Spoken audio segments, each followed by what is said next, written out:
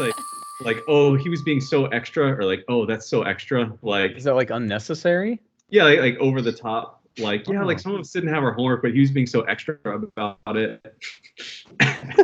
I feel like the ones I learned, they're already out of date. So like, all right, guys, we're gonna start at measure 50 again, but this time I want you to play it lit, okay? And they laugh at me and call me old and stuff. I don't even think they say that anymore, though. Dude, Casey, are you talking about that sweet band from the 90s, Lit, that had that song video?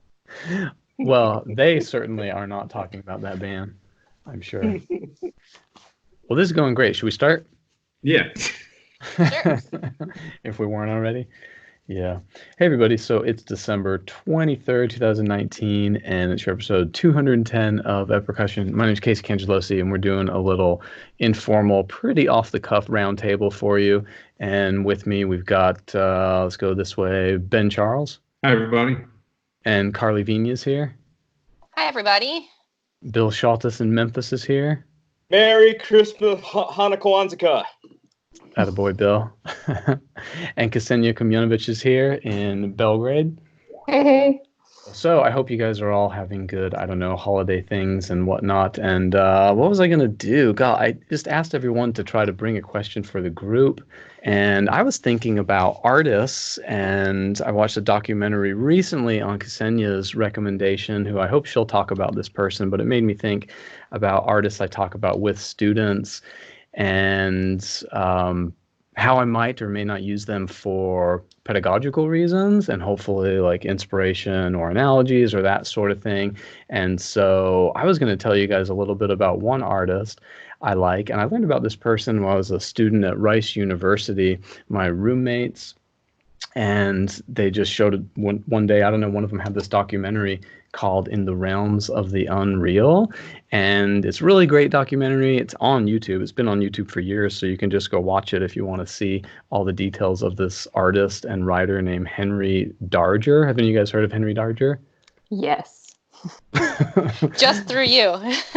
Excellent, excellent. Well, anyway, I think this guy's really cool to talk about with students, because if you've ever had that student that says, I'm great in rehearsals, I'm great in groups, I can get myself to attend, any type of orchestra rehearsal, band rehearsal, etc. But the hardest thing is just that time alone in the practice room by yourself. It's just you, concrete walls, and your drum pad or your instrument or whatever. And it's just really hard to sit there and have this personal time with yourself, you and your craft, with no extra exterior social support or help or influence or whatever. And Henry Darger is one of the most celebrated examples of what's called outsider artists. And outsider artists are exactly what you would think. They're artists who didn't go through art academy, didn't go to art school, don't have any major foothold or even much of any part of the art world as far as selling art shows and museums and those sorts of things. And so anyway, there's this guy named Henry Darger who just lived his whole life, something like 40 years, in this apartment where he just wrote this 15,000 page story, which is about these young children versus these adults and this big, long, epic war that is way, way long. And just to give you perspective on that, the entire Game of Thrones series is just over 4,000 pages, and Lord of the Rings is even less. So 15,000 is a pretty big book. And anyway, so he so when he does pass away, his landlady finds his room and just these giant stacks of artworks, and there's something like 700 accompanying drawings to this epic story he wrote. So the point being, I think he's really cool because it's just him and his art, and that's it. And so anyway, I don't know, it's someone I always like to talk about with students, to say, like, it is important that you have this, like, that relationship with yourself and your craft. And if you have that, you may be able to achieve something really, really great like this guy did. Now, he's totally out of balance, though. He's not someone who would be a good role model. He's not someone you would want to be. However, he does have this one thing down really well. So check out Henry Darger if you're interested, and this documentary called In the Realms of the Unreal. I thought it was really cool. So wait, he actually obviously had intrinsic motivation to do all of that because there was no external reward for any of what he did during his lifetime. But what would you do with students who cannot seem to locate that within themselves? It's hard. I don't know. I mean, I think it's a slow process, of course. So if you're not self-motivated, I think maybe you don't have the balance of work to reward. And I think those students need little steps and little bits of guidance towards successful performances.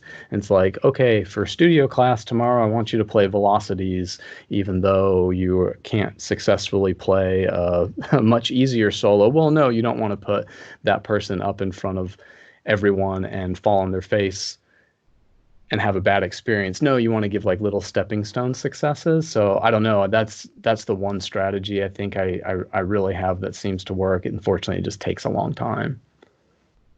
So small successes, I think.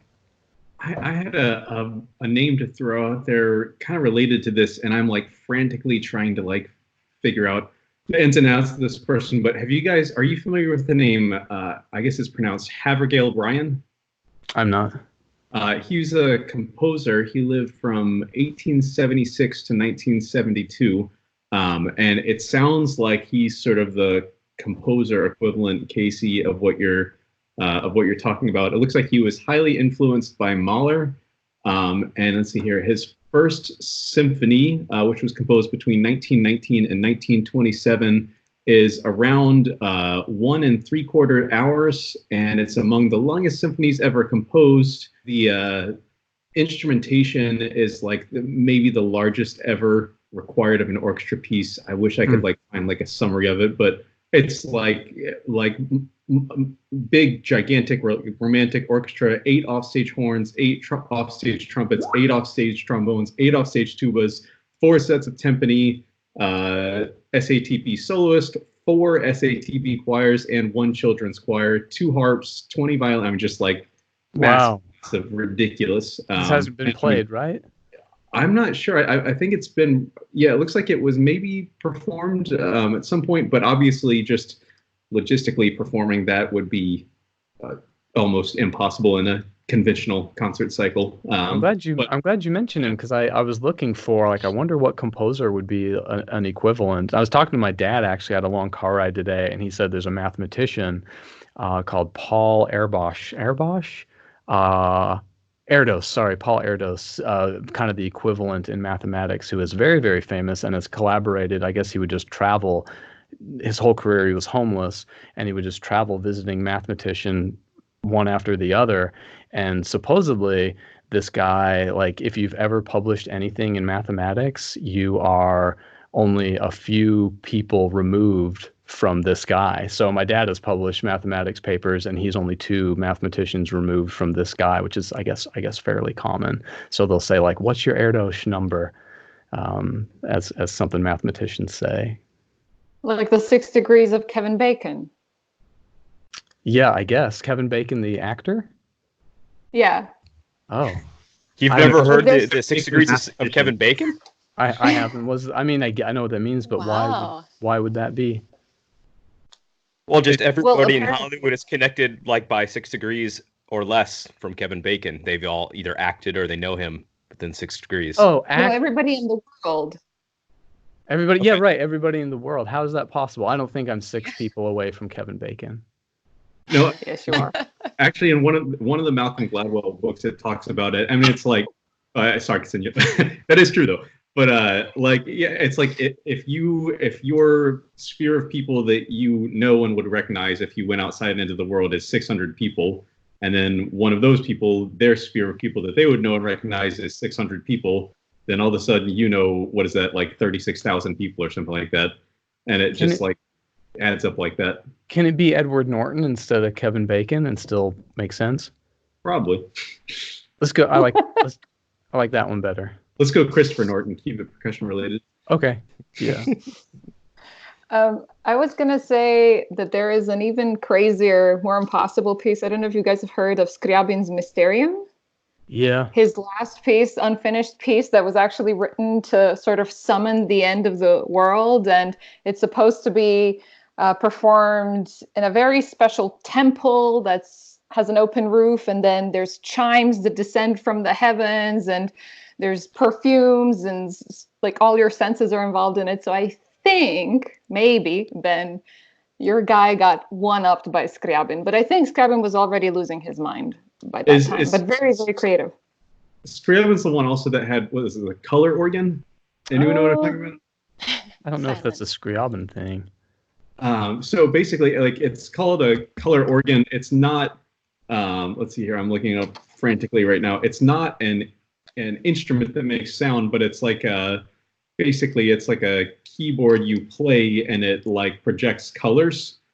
And I swear it was Scriabin that used it. Yeah, I found it. It was used in, I think, Alexander Scriabin's Synesthetic Symphony Prometheus, the Poem of Fire in 1915. Actually, the instrument that accompanied that premiere was lighting engineer Preston Miller's Cremola, which was similar to this other instrument. But yeah, so anyway, but yeah, Scriabin was obviously interested in synesthesia and this idea of color representing sound. So cool. Do you think it could be like reprogrammed to like do the Trans-Siberian Orchestra Carol of the Bells thing? That'd be so awesome. Bill, did you ever listen to Sabotage a long time ago? What, the Beastie Boys or? No, the Trans-Siberian Orchestra. There's a bunch of those guys were in like a 80s, I mean, not a hair metal band, but kinda, called Sabotage. So they're like the metal version of Toto. Like Toto was all backing musicians in the studio in the 80s, and they formed their own thing. That's not totally wrong, I don't think. Hey, so do we have any other artists? You guys were supposed to pick an artist. I got one. Yeah, let's hear it. A person who has influenced me highly, highly is Marina Abramovic. I don't know if anyone can see this. It's probably too blurry because of technology. But anyway, I just went to her exhibition called The Cleaner, which is the first time that she's had a retrospective of her work in Europe. But anyway, if you haven't heard of her, she's the grandmother of performing arts. And she's also sort of a big representative of what is called the endurance art. Ksenija, do you mean like performance art? Mm-hmm. Yes. Okay, what did I say? Performing arts, which is No, performance. Sorry, okay. Gotcha. Serbia. My brain is sarma. It's like cooked cabbage with meat right now. In any case, what I find really fascinating about her is that all throughout her 50 years of career, she's always been guided by two things, and that is fear and pain.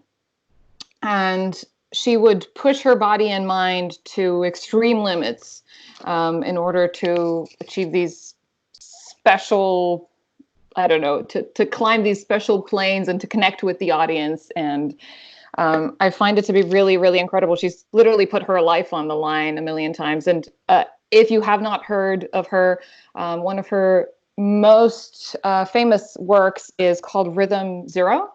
And in that work, which was performed somewhere in the 70s for the first time, she was passive. So she just stood there, and there were 72 objects spread out on a table. Anything from like a rose, a cake, wine, olive oil, a scarf, and then there were, I think, 8 different types of knives and an axe and a gun with a bullet and so on.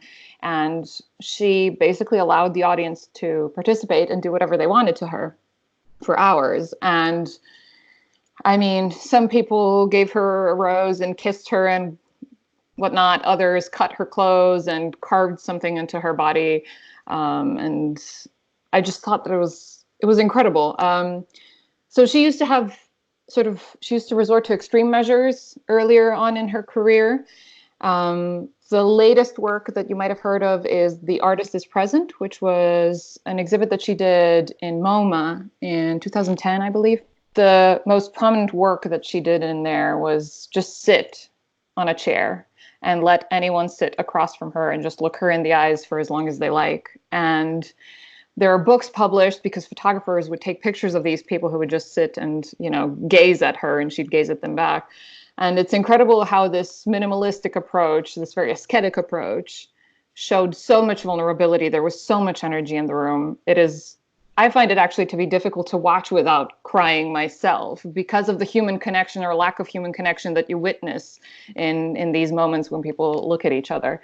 But in any case, she's really, really insane. She's walked like the Great Wall of China.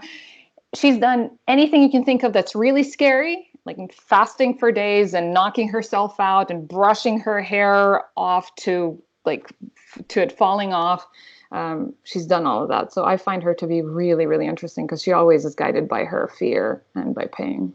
So the artist is present exhibit that she did in MoMA, she sat in a chair. Mm-hmm. There's a table and an empty chair, and the audience, anyone from the audience, I mean, she was very famous by this time, so people were lining up, sleeping outside, like ready to go see her. Like a lot of people really, her fans wanted to go see her. So yeah, she never didn't have someone in the chair, but she sat in her chair for 3 months. And of course, when the museum closed down, she would like go eat and go to sleep and stuff, but she would always return to the chair for 3 months straight and just sit there. So I don't know, like I watched that documentary, which is called The Artist is Present. I thought it was really, really interesting and really, really fantastic. But I was going to say one little thing, which is just, it's hard to watch her, I think, because just regarding like the pain she puts herself through, it's, I don't think offended is not the right word. It's not quite that. I don't know what the word is, but I just don't like, wait a minute, people get hurt on accident and you have the opportunity to not be hurt at all. Why are you hurting yourself? Like, don't hurt yourself. You know what I mean? That was like, I don't know. Ksenija, make me feel better about that. Well, the reason why she does that is because only if you walk in the direction where your fear resides is when you're going to grow. You're never going to grow if you're in your comfort zone. And the thing is, many of the things that she does, yes, there's risk involved, but it's almost like turning the metaphor of art on its head. Like what we do, we get scared also, and we get vulnerable, but it is on a metaphorical plane, right? You don't actually have the ability to die on stage every day, right? Because everything is fake. Everything is fake. We reenact life. If we're actors, we reenact life. And in music, we reenact death, but it's not real. She flips it upside down, and there's a metaphor to that so that it evokes the truest of emotions in her, where her body is her instrument and she can push it to boundaries. And ultimately, it is about freedom because you get to do with your body whatever you like, and to trust your audience so much to allow them, for the sake of that connection, to do whatever they want to you. It's like an incredible way to be vulnerable and to connect with people. I really admire her. I really, really admire her. Oh, I admire her for sure. No, it's like, so yeah, she's so easy to admire. I think it's just amazing to do that. The one that was the hardest for me is when her and her partner, is one of her older works, but they just run into each other.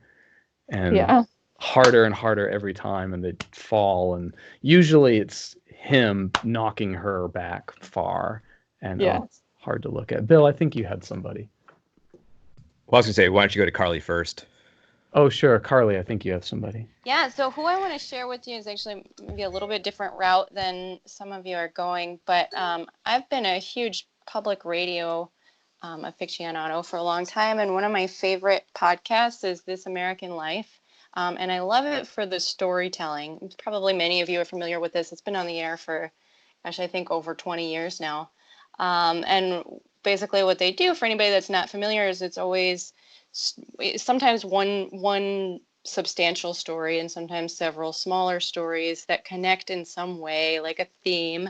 And why this is so cool, I think, as a musician, why I'm attracted to it. And actually, I remember talking with Nancy Zeltzman about this a long time ago when I was a student there, and in Boston, that she was talking about it's kind of like recital programming. Like, it's really nice sometimes when we have a theme to our recital and we tell stories and they're compelling and kind of draw people in. And then here's another thing that's a little different, but maybe there's some connection between the two.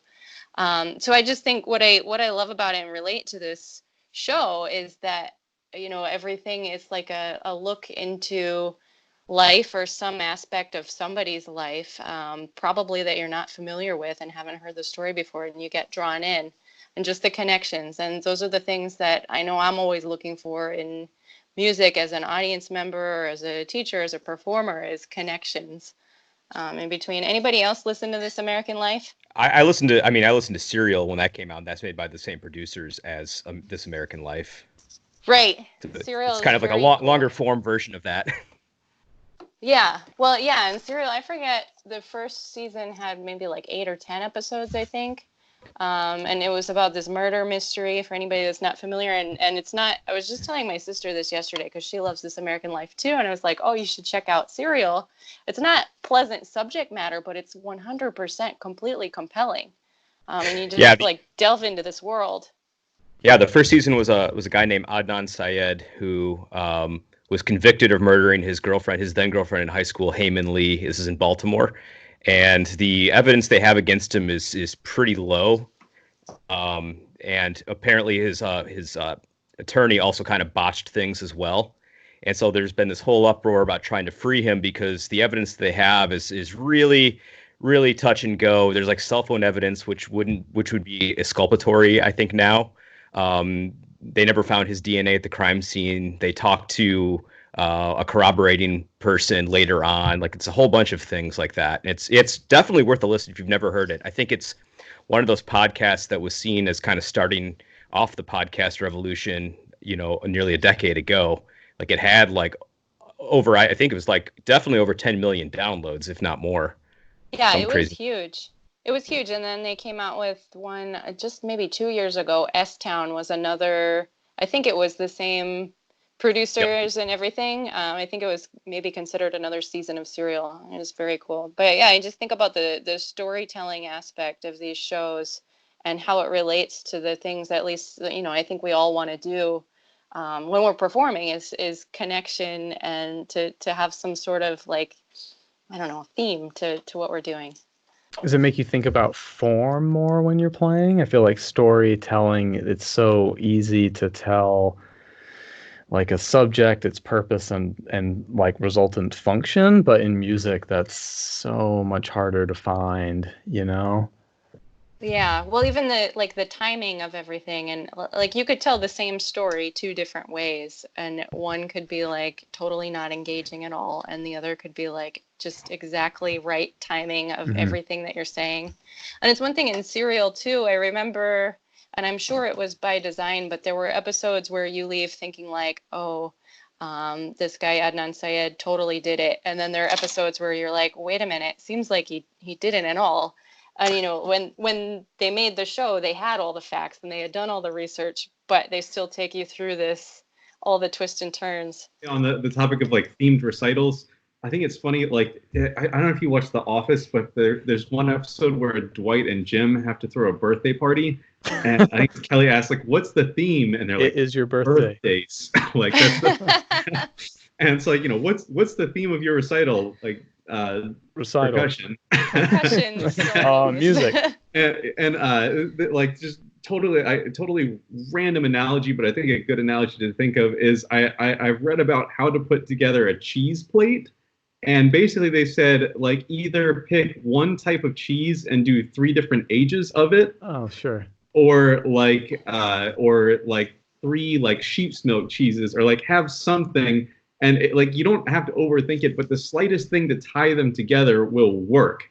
And so, yeah, like I look back at some of the recitals I've done, and it's like, I guess there's some compelling pieces to sit through, but if it was like an art museum, it was like, like some sort of ancient Chinese vase up next to like a, I don't know, modern like Jackson Pollock piece. It's like, how do these 2 tie together at all? So yeah, kind of a weird analogy, I know, but like, yeah, I think we all need to lean more into the themed recitals things, which from what I gather, it seems like Nancy Zeltzman and her students are very into. And I know Derek, I'll mispronounce the last name, is it Taiwaniuk? Is that right? I don't know. I think so. Yeah. Derek Tawaniuk like does a lot of that sort of themed recital stuff, and I think it works really nicely. So that's certainly something I've been looking into more in my own playing. Could only help, certainly. Yeah. Ksenija, I think you had something.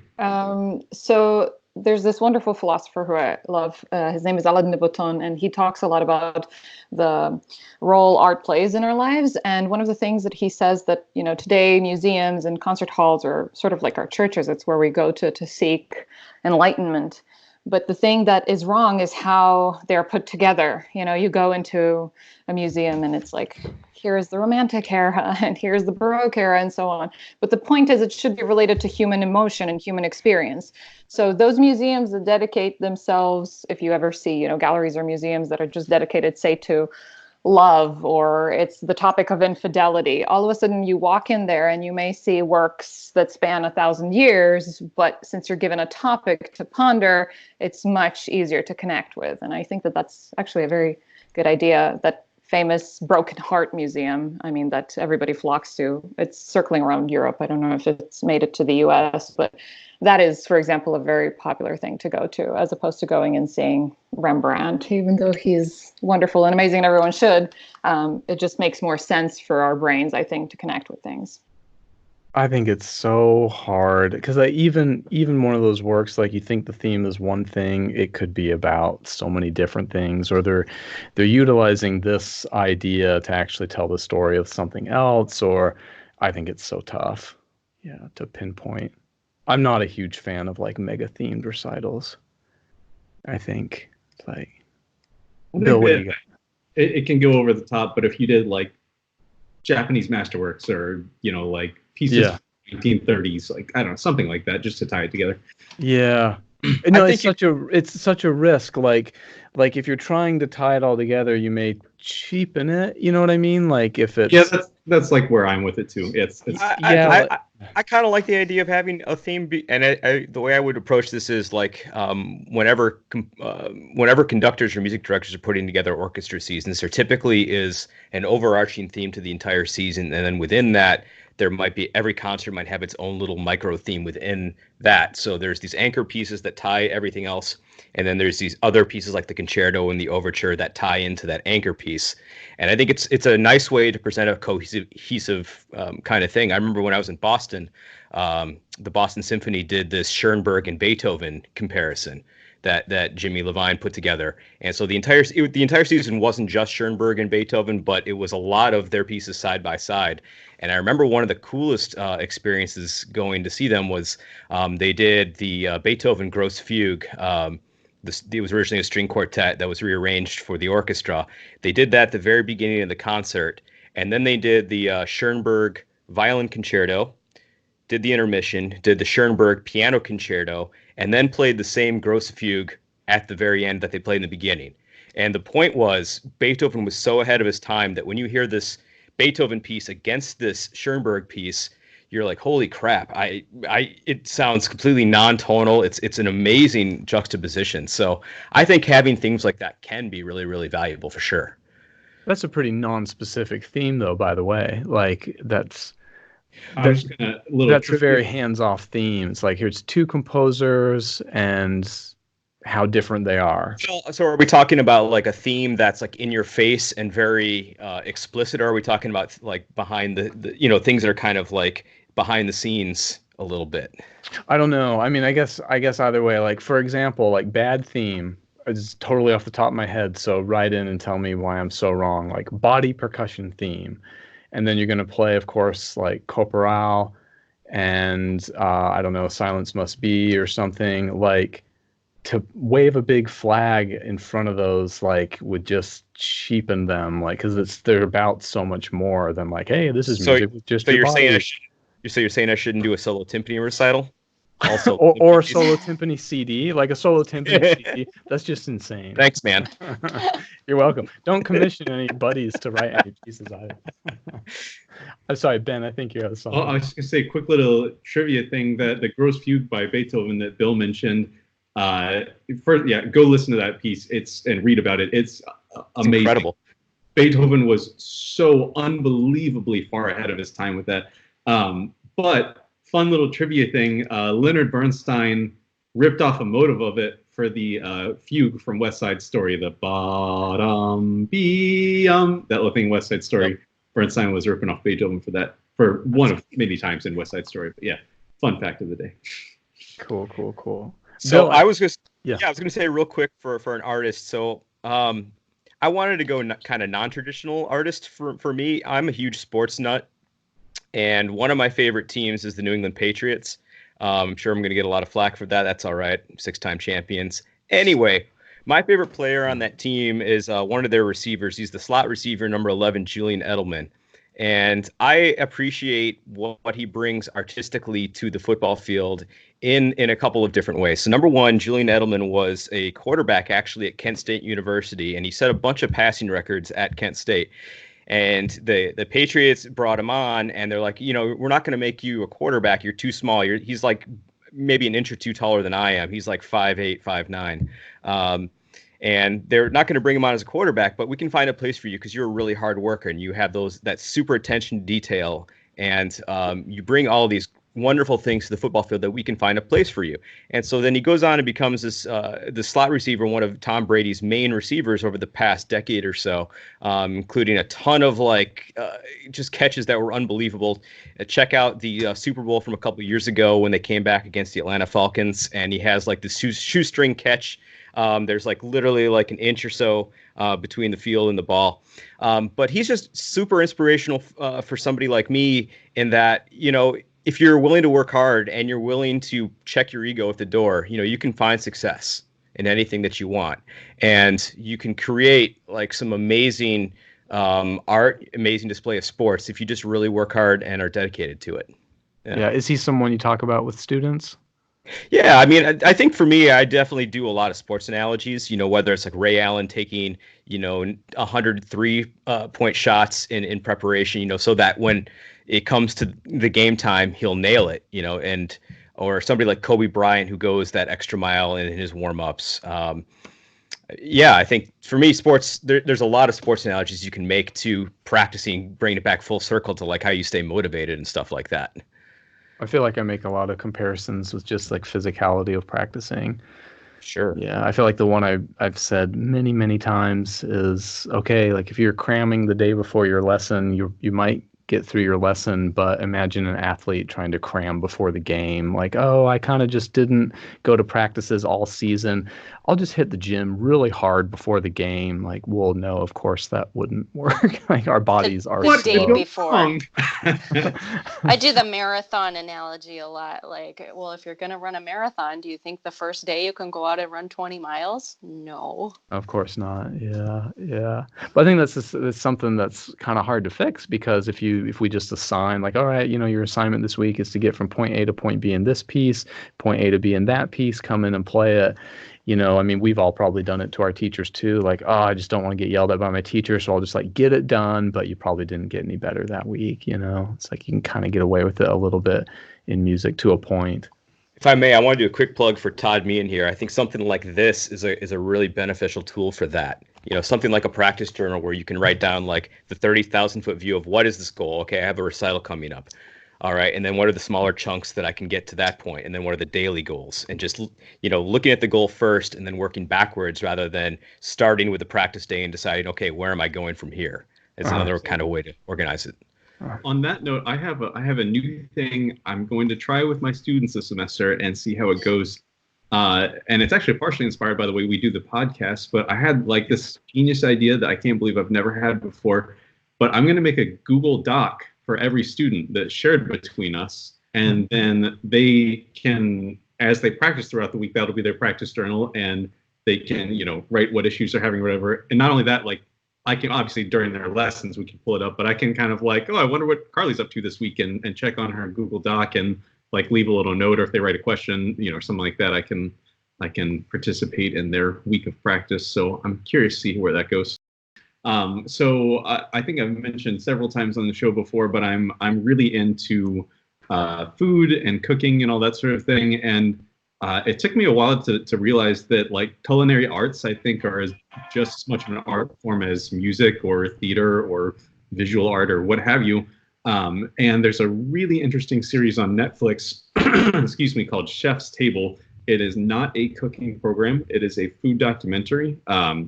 And each episode follows one of the world's greatest chefs and tells their story and all. And I'm kind of going to give some spoilers on this one, but I would still encourage everyone to watch it because there's so much more to the story than I could ever tell here.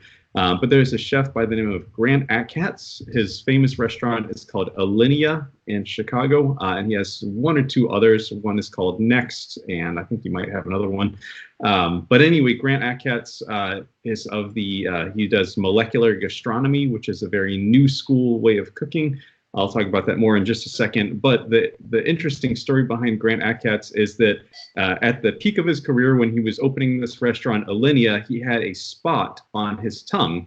And it started to bother him, and he was working like 16 hours a day. And he said, oh, well, this must just be an ulcer. I'm stressed out. I'm working all the time. Let's get the restaurant open. It'll go away. And it kept on getting worse and worse and worse till finally he saw a doctor about it. And they did a biopsy, and he had cancer. Not only that, it was stage 4 cancer. And so he said, okay, well, like, what are we talking? Like 4 out of 10 or what? And they said, no, stage 4 is out of 4. That's the highest level of cancer you can have.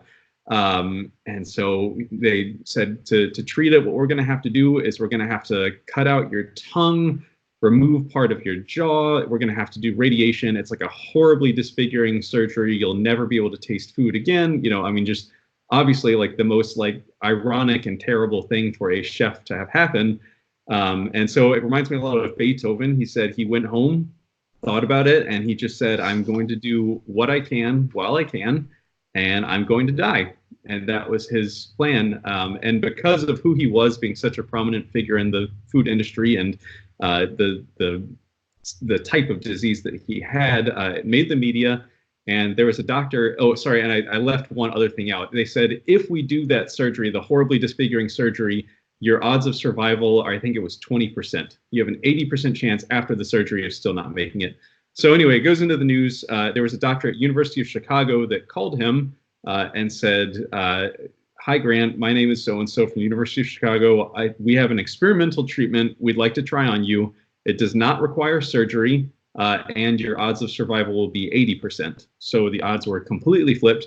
So of course he went for this, and so it was heavy radiation of his, mouth area, and he was, I don't want to use the word cured of cancer, but in complete remission, as they say. The only thing is it burned off all the taste buds on his tongue. And so as a chef, that's obviously problematic. So anyway, he slowly grew his taste buds back, reacquired his ability to taste. He talks about how that was significant in the documentary. But I think it really, really, it showcases how much you can overcome adversity. And it reminds me of the Kevin Puts piece, Legions Will Rise, which is wonderful and is about overcoming adversity. But anyway, aside from all the crazy adversity he faced in that amazing story, his dishes are just so unbelievably creative, and his dishes sometimes remind me almost of dares. Like, can we make a food that floats? Like, what would a food that floats be? And so one of his famous dishes is they make this like literally balloon out of some sort of sugar, something or another, and they bring it to the table. It's filled with helium, and it's actually floating. And you eat it by popping the balloon and sucking in the helium if you like, and eating it. And all of his dishes are just so incredibly creative. There's a lot of science that goes into it, which reminds me of our technique as musicians, the science behind it, but also there's so much craft and artistry that goes into it. And I know Shi Wu is a big fan, and I shared a quote from him on Facebook. He has a book called Alinea, obviously related to the restaurant. But in the preface to the book, it has one of the most spectacular quotes about creativity, and it reminds me so much of what other people have said. So this is Grant Achatz. He says, people like to think the creative process is romantic. The artist drifts to sleep at night to be awake by the of his or her next brilliant idea. The truth, for me at least, is that creativity is primarily the result of hard work and study. And yeah, there's this other quote, not from Grant Achatz, that I like, and it's inspiration is for amateurs. Basically, the true creative types are the ones that get up in the morning, whether they feel like it or not, and just go do it. And it's just so inspiring to me. So that's Grant Achatz's story. If you want to check him out on Chef's Table, it's season 2, episode 1. And really any episodes of the show. There's one on Christina Martinez, who is an undocumented immigrant, and her tale is spectacular as well. So please check out Chef's Table. So that's my little creative artist plug for the day. Well, that was all Sorry. That was all very cool, Ben, and nice tie-in too. So my question is, have you eaten at the restaurant in Chicago? I have not, and I'm dying to. It's one of these. They actually sell. It's like you buy like a ticket to it. Basically, you don't sit down and order because it's like a 16-course meal with all sorts of interesting, unique small bites. So anyway, I thought about for my 30th birthday flying up to Chicago and bringing a friend there. It cost roughly, I think, $300 to go there. So I ended up not doing that for my 30th birthday, but I'm so hoping to go. She Wu has eaten there and told me about it, and she said that like, oh, you need to come to Chicago. We'll go to Alinea. So I hope the offer still stands. I'll definitely come up at some point. That's really cool. Wow, I've never heard of that person. I have to look that documentary up. Yeah, he also appeared on Oprah Winfrey related to the medical thing. So there's a little Oprah appearance there too. Well, I wanted to ask a question that I think is really interesting to a lot of people who are pondering and considering going and getting some sort of a teaching job. But would you guys mind talking about your job audition, most recent job audition, or any job audition process that you've gone through? And specifically, did you notice anything special happening, like a moment during which you knew that you had secured the position, or you felt hopeful, or any nugget of wisdom you'd like to share? I've only ever done, I think, 3 in-person interviews. We actually go and play and everything. And yeah, they definitely just got substantially less terrifying each time. I don't know if there was ever a moment. I definitely feel like in the last 2 interviews, JMU included, I definitely felt like I'm having fun, I'm enjoying myself, and I'm not, like, my head isn't spinning from exhaustion. I was going to say one thing Ksenija said, like, was there a certain point at which you could kind of tell that no. I think, and to try and read the committee, you will only drive yourself crazy. And it's completely inappropriate to try and ask leading questions to like wiggle some sort of information out. That is the absolute worst part of the process. I think I understand why it needs to be there. But yeah, as far as I'm concerned, even if you think it's going well, if you think it's going poorly, you have no idea of who the other candidates are, even if you do, how their thing went. Yeah, I think that for anyone that's never done this and is thinking about going down that path, that will always be the most terrifying, frustrating part, is that you cannot read anything. Or at least in my experience. I shouldn't speak for all of us. Yeah, I was going to say in my experience, so I got the Memphis gig in 2016, and I think it was at the same time as there were a bunch of percussion jobs that were open at the time. And one thing that I kind of found out through that process is everybody's CB is very, very different, and the needs of what the school is looking for are very, very different. And I think that, especially in percussion, there can be a huge discrepancy what's on your CV versus what the committee is looking for. So for instance, you might have gone to a place like for instance, me, I went to schools that didn't have particularly large world percussion programs at any stop. Michigan State, we did a little bit of West African drumming. Boston Conservatory was nothing, and UMKC was nothing. And so if it was a school that was looking for something that had a world percussion component, I think that was a big negative for me, even though I had all this other stuff going on in terms of orchestral playing and stuff. Hey, the fact that I've never been in a steel band, that could have been a mark against me. Also, I've never had to arrange marching band shows, so I didn't have the arrangement chops. I was on drumline at Michigan State, but then again, going to 2 conservatories after that, didn't have a whole lot of marching experience. I taught it, but those weren't massive things that on my CV. And so it was frustrating when you're putting in for some of these jobs, and it was like, man, why am I not getting called back? Well, maybe it was because, they wanted the certain skill set like a world percussion or marching thing that just wasn't on my CV.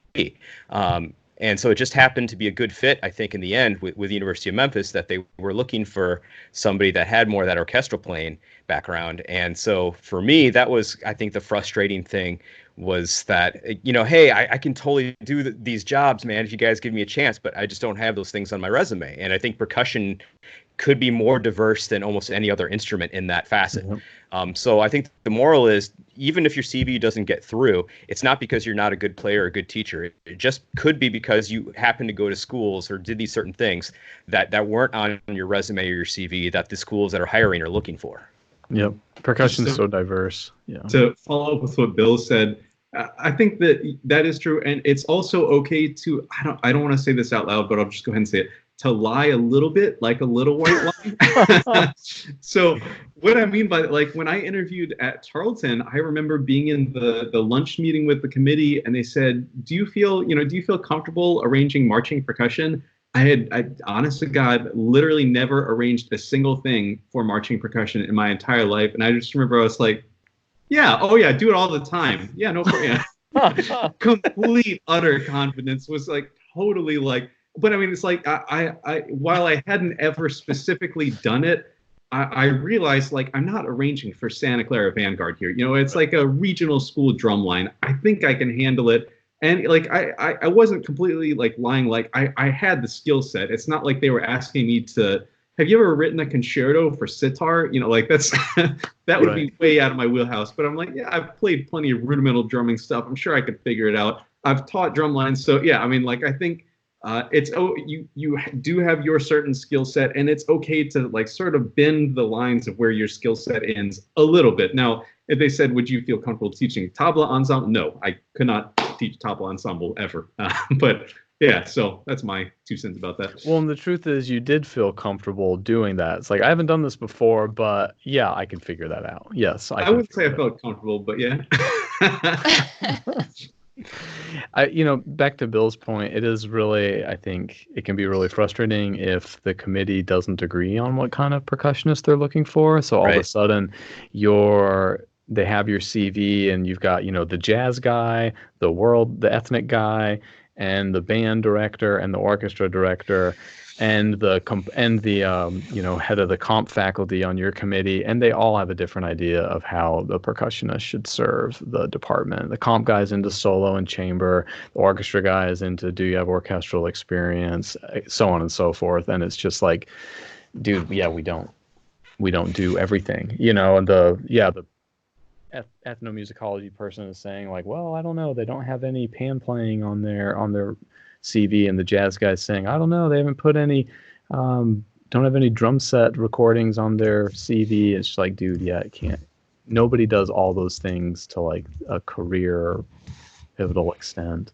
Yeah, I think it was when we had Robert Van Cise on, I think he was talking about, like when they have these big job things, he and Mike Burrett will call each other on the phone, and it's like, like what they're looking for here, this is like Robert Van Cise saying it, like what they're looking for here, like I couldn't even do. They want someone that's a genius marimba soloist, can play, avant-garde multi-percussion, can write for and teach a drum line, can teach the steel band, can teach the taiko group. It's like, no one does all that. So yeah, I mean, I think it's, you have to remember they're trying to find the best fit, not the best person, if that makes sense. But on the flip side, if you do get that interview and you do get to do the chance to do the performance and everything else, I think one of the best things I can give as advice is to always keep that recital rep warm. So in my case, I had my Skype interview with the committee back in March of 2016. I didn't hear a peep until the first week in May. And at that point, I had already kind of decided, oh, well, I probably didn't make it. And so I was starting to prep for a North Carolina Symphony Timpani audition. And I got the call saying May 1st, hey, do you want to come in either May 3rd or May 10th? It was something like that. And I was like, I'll hold out till May 10th if that's okay with you guys. And so I had to like completely go and shuttle all this timpani repertoire that I had been working up the last month and a half and go back to that solo recital stuff. And it's hard to do that, but if you just got to keep it warm. So I would say, if you're going to go for these jobs, always have your recital program, whether they're asking for a 30-minute to a 60-minute recital, always kind of have that warm under your hands that you can work it up in a week. Mm-hmm. Yeah. My job here, before the interview, I was coming straight from University of Kentucky. I did I think it was a day of percussion type thing with Jim Campbell. And I had one day to get back here for an interview, and I don't know, it was 9-hour distance, something like that. I was going to say also, just regarding the interview, I was walking one of our doctoral students here, not a percussionist, someone else, through a little mock phone interview. And one of the things that I kept wanting to say is that, if you're already at the interview stage, they're impressed with your CV. Like, they think you're good. They like what they see on paper, and you don't have to talk about flashy rep or flashy techniques necessarily. You just have to try to let your personality come through and try really hard to make sure you're not sounding like you're checking off a bunch of boxes and a rehearsed speech about recruitment or a rehearsed speech about diversity, but just try to be yourself and try to let that come through, because all the finalists they think are amazing and they like all of them. But right now they're trying to figure out not who is just a little bit more talented than the other, but who they can imagine retiring with and who they can imagine working with through meetings and through frustrations and all those sorts of things. Yeah, I was told from my committee, they want to hire somebody that they can go have a beer with. Yeah. That's what they're looking for ultimately. Yeah, you're going to have the talent. You're not going to make the finals unless you've got the talent and all those chops, but they want to ultimately find somebody that they can go hang with. Yeah, totally. One thing I like to use, just while we're talking about it, I actually don't own this book. I'm once again going to tell you strong opinions about a book I don't own or have read.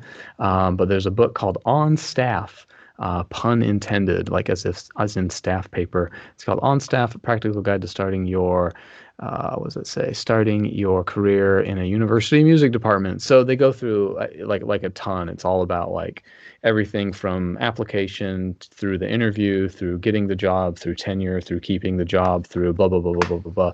But the thing I really liked from it and that I practiced from is just a list of potential questions. So if actually, and like I said, I actually didn't buy it. I just went on Amazon and you can see the potential interview questions for free. And I just practiced them and went over and over and over through them all. And there's just a whole lot. So there's no way you could prepare all these questions, and nor would I recommend you prepare them, but maybe have read through them and just think about them, and also just be practiced at talking and letting your comfort come through your speech. Yeah, I was going to play one of Casey's pieces, but I just used the little previews on his website to kind of cobble it. I was going to kind of falling in line with what Bill said, the distance between Skype interview and in-person interview is always going to be too short of a time to prepare a recital from scratch. You're playing things that you've already played, but which you should probably do anyway. But it reminds me, Gwen Deese told me when she interviewed at Michigan State, she played Safa, and I think she said her her performance sample, I think, was at 8 a.m.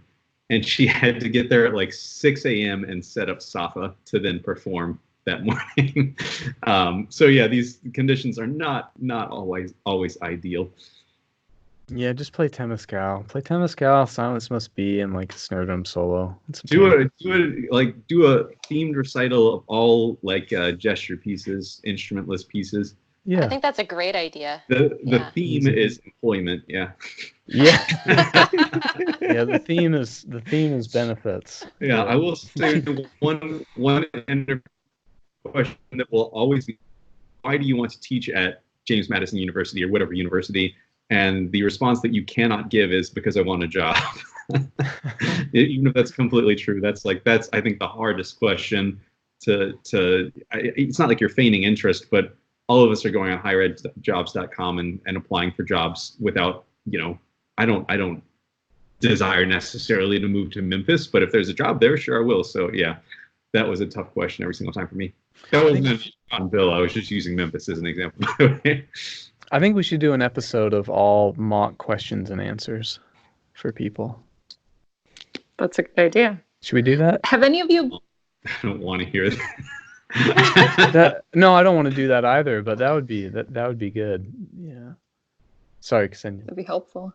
I just wanted to ask: have any of you been on search committees? Yeah.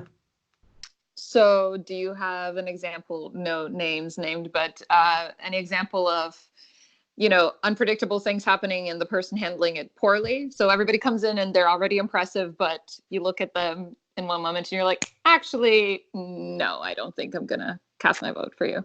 Gal, I've only ever been on one, and it was our band director at Concord. Wait, is that the only one? Well, I was definitely on this one for our band director at Concord University. We hired David Ball, and he's fantastic, and he's still there, and he's just great. We're like so proud of that hire.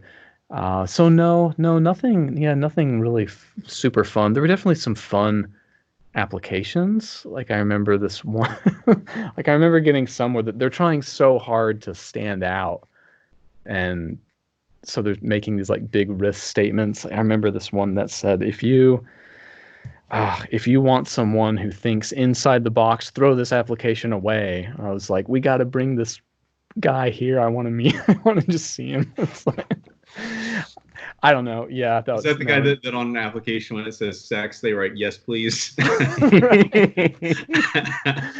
the guy. That's the guy. No, nothing too entertaining, unfortunately.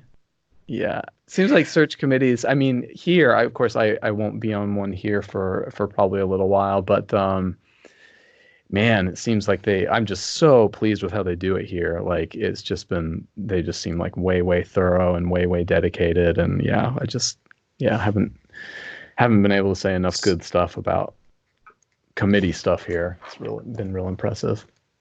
So when I was in the Boise Philharmonic, I was on our music director search committee, and we vetted about a little over 200 CVs between the committee. And the two things I remember taking away, there was one applicant who actually sent a PDF, like it looked like he took a picture with his iPhone and put that and printed that out and sent it. So it wasn't actually a PDF. Like it didn't look good. It looked like a picture, like somebody actually took a picture of their resume with their iPhone and then sent that. Awesome. So that'd be a no-no. You want to make sure your stuff looks good. And then we did actually have a finalist who shall remain nameless, who was friends with other people in the orchestra and started gossiping about some other members of the orchestra during his interview week. And needless to say, that person did not get the job. So be mindful of what you say and who you say. Was it MTT? It was not MTT. I'll give you that. You know, I have to say, I think gossip is one of our biggest downfalls as musicians, not as percussionists, but musicians overall. It's a tough one. It's tough to speak freely with people and then not know who's going to say that. Oh, so-and-so said this about this. And, it can just go through the whole world. It's a small percussion world and small music world. It's interesting how much we learn, though. Like, you learn so much. Yeah, and I guess gossip is different than telling stories. Like, telling these stories of people's mistakes is not... And I guess we get a chuckle out of it, so it's like we're definitely getting a laugh out of someone else's expense, but it's also important, like it's important to tell friends who are applying for jobs of, these like foolish things you've seen or whatever, But yeah, we do gossip a lot. And another pro tip for the kiddos out there, make sure that your social media is looking good too. You don't want to have things that are out there that, whether it's pictures, whether it's things that you've said, because people do look at that sort of stuff. Yeah. So Casey, how did you get your job? There's a filter. You can use the filtering system just right. Yeah, I've heard the beer. I was going to say, speaking of gossip, like I think there's a difference between gossip and a precautionary tale. And like anything that we're talking about here, like it's a precautionary tale. We're not saying like, oh, this one time Karli did this stupid, it's like, no, like we're very careful to say, so one time I saw someone do this thing, and not that Karli ever did anything stupid, to be clear. That was probably more likely me. But like, I think that, it's fine to tell stories about people as long as you're not, there's someone in particular who obviously I will not name, but this person would just go out and just say things about very prominent people in the field to everybody. And it's come back to bite that person more than once. You four have all written dissertations, and if you had to write another one all these years later, what might it be? Do you guys want to do that, or is that going to take another hour? I don't think I have anything interesting to say, but if someone else does, I'd be curious to hear. Yeah, if like one or two people did, that'd be cool. I mean, Yeah. I actually didn't do a dissertation at UMKC because we did Oh, this you didn't? dissertation. Yeah, we did these dissertation points things. So my project was presenting a clinic at Midwest and then making some YouTube videos on the solo timpanist Vic Firth stuff. Mm-hmm, mm-hmm. So Wow, Karli- that's nice. That's a good substitute for a dissertation. I liked the pragmatic aspect of it. Yeah. Well, in Yeah. the end, some of these dissertation topics, it's so hard to pick the right one because it has to be something, one, that you're interested in, two, that is unique in some way, and what you have to contribute is unique. And then hopefully it's interesting to other people, and useful to other people. Right. That's hard. But it sounds like what you did was like exactly in line with things that you need to be doing professionally anyway. Well, and here at the University of Memphis, we have the option. Our doctoral students have the option. They can either write a full-on dissertation or they can do a lecture recital / document hybrid. And that's usually the one I recommend for my students because it's like you can get a lot of bang for your buck out of writing a 100-page document and putting together a lecture recital that you can, oh, by the way, submit for clinics. You can break it down into smaller articles and submit them to percussive notes, things like that. I think there's just a lot more benefits to stuff like that. It seems like a That lot of people pragmatic go view. for that. Like they go for a practical application, like what's something I can use to finish the requirement, but then also like eventually turn into a book or turn into something like that. And Well, you know what, Casey, to answer your question, what I wrote about was I did kind of analysis on different aspects of 3 pieces for theatrical percussion. And I think if I had to do another one, it would be something related to curriculum and the way that we teach and learn percussion and the things that are included and the things maybe that aren't always, but that should be. Because I think there's a lot there. And I've just had a lot of conversations lately and a lot of thoughts like what would make, at all levels, at the beginning level, what would make learning percussion easier and more comprehensive, and even at the college level. So what Karli's saying is that she would write my paper if she did it again, because that's what my paper. Your paper was pretty specific. Yeah, mine. So my paper focused on multi-percussion, and like the thing that I've realized about multi-percussion is like who plays a multi-percussion piece in their first 2 years? Pretty much no one. Unless they're studying a drum set, and we call that multi-percussion. Maybe their 3rd year, but it seems like what's most common is like, oh, you have a senior recital, here's Xenakis.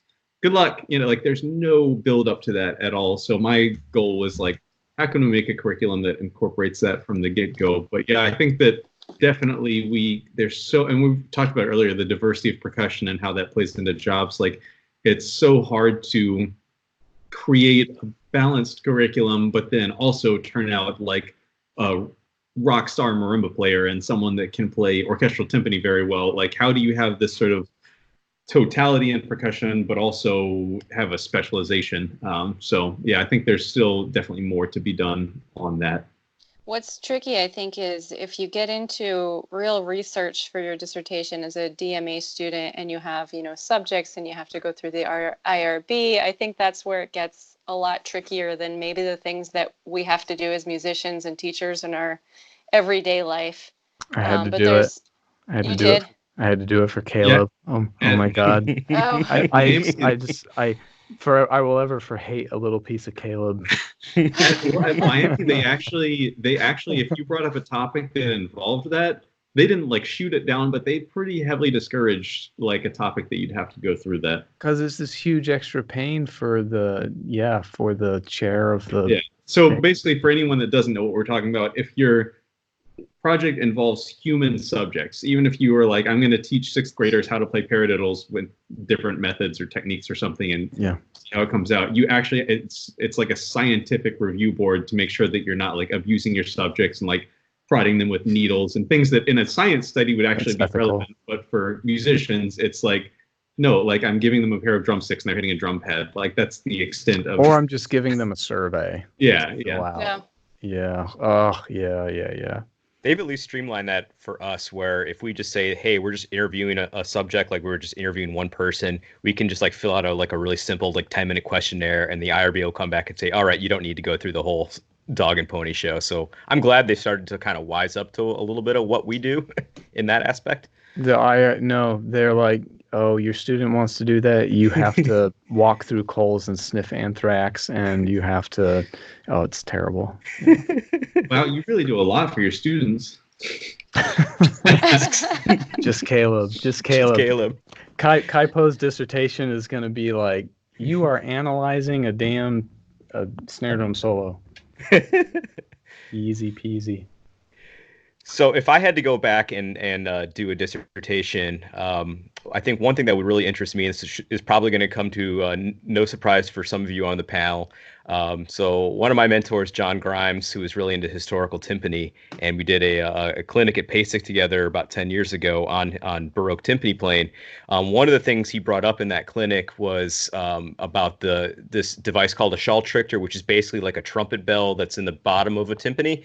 And the thought was that it'll project the sound, it'll help coalesce the sound, because people who were playing the timpani at that time probably weren't hitting them in the same spot. The drums didn't ring as well as they do now. But there hasn't been a ton of research that I know of on what those drums actually sounded like with a Schalltrichter and with heads that would approximate what they had back in the Baroque era. So I think it'd be really fun to go do a little bit of study and do a little research over in Europe in terms of like, okay, what do these drums maybe sound like? Take some samples of that and see, can we make a replica that is a little bit closer than the companies like Adams have with the Baroque drums, because they're going to be close, but they're, obviously there weren't any sound evidence from back then, so it'd be fun to kind of do a little bit of research on that. Bill, I have a question about historical timpani since you brought it up. Sure. The James Blades book talks about a certain type of stick that every time I read it, I'm so weirded out by. I think it was called a Volshaga, something like that, but it was a stick with a leather strap and a ball attached to the end of it. Have you ever? Is this ringing a bell? What I'm talking about? Not off the top of my head, but you're probably right. Yeah, okay, like every single time, just like they're like they would just swing this ball like it's like on a little leather strap. That doesn't make any sense to me. I was wondering if you'd ever encountered that, but that'd be a fun way to play the Halia chorus, though. Yeah, just things flying over. Yeah, something to, Bill, I know like feedback from the drum head, because it's like this. The head isn't attached to this. It's not. It's a loose connection, I should say. Do you think that's part of the visual aesthetic that used to be associated with timpani playing? Like, Bill, I think it was that clinic or the clinic you did here some years ago. You talked about the stickings in what Beethoven 1, like the crazy stickings he put in because he wanted like the stick height. Oh, for sure. I mean, I think that is definitely one of the things that was characteristic of timpani playing back in the Baroque era was the ornamental and the ceremonial aspect of it. But I think to Ben's point, I don't know how accurate you could be with a ball attached to a piece of leather hitting a drum. At least a stick, you've got a little bit more of a chance it's following a straight line. Oh, it's not a stick at all? Yeah, because I think you're just saying it's like a ball with a leather attachment, right? There's no stick. How about I know Ksenija had something. How about Ksenija, you go, and I'll look up in the Blades book what it was, but yeah. Ksenija. I was imagining Scottish like tenor drum playing, like you have a strap and you spin or something. Okay, but Ksenija. You can just come to Serbia. We still do that here. We're stuck in those ages. Cool. No, just kidding. Please cut that out. I should not be doing that to my own country. It's great. We have electricity. Anyway. That's a great looking lamp. Come to Serbia. We have electricity. And modern plumbing. Anyway, my idea for another dissertation would probably be to sort of double the results from it, and I would like to address it as a documentary as well as, have a written outcome. But I would love to research what happened to Safri Duo and what happened to Percussion.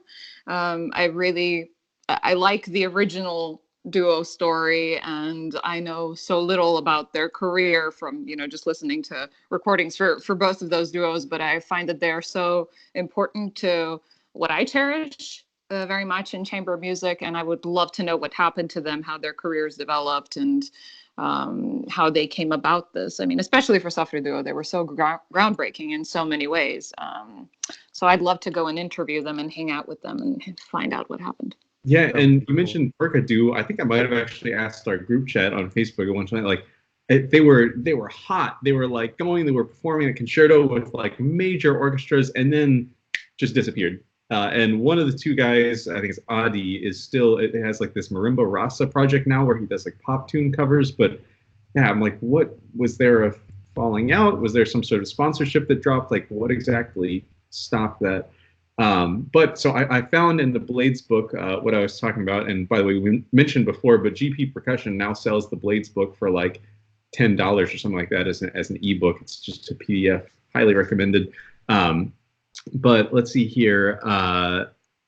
In the book, it says Bessarabov refers to an unusual type of drumstick used on the tulumbas, a Russian kettle drum used for hawking. This stick, known as a voshaga, consisted of a wooden ball affixed by a thick leather strap to the handle. Bessarabov writes, a richly adorned tumbalas was a proper present to send to a Russian Tsara by rulers of neighboring countries. It seems that there is no counterpoint of such a custom in Western Europe, or at least the facts wait upon discovery. So it really doesn't say anything other than that one little note. And it's so, I mean, it sounds like it wasn't like an orchestral thing, but still, like, I just can't imagine playing any drum with a little ball on a strap on a stick. That doesn't make any sense to me. Well, if you had to just like hit it once, that'd be easy. I guess. So why not If you had to do slamadiddles, it'd be tough. So the construction of it is kind of like a mace then? Yeah. I guess. Yeah, but I mean, to hit like a drum with that, like, I mean, it's like, I understand what Casey's saying, like, it's not hard, but it's like, yeah, but why not just a stick at that rate? I mean, it'd be easier. If you had to play loud, cool. If you had to play loud, that would make a lot of sense. Like, think of how minimal effort that would be if you had, like, you're whipping the drum, I don't have any problem. But it could also be used as a weapon. That's important. Yeah. Oh, maybe it's a weapon too? That could be. I mean, it's like a mini mace. Yeah. Hey, well, thanks everyone for joining episode 210. I'm glad we were able to pull something together. We'll have a guest for you next time and be back on the regular sort of thing. So yeah, it'll have been probably the new year or almost, or just about by the time this gets released. So happy new year and happy holidays and all that good stuff. And thanks. We'll catch you on 211.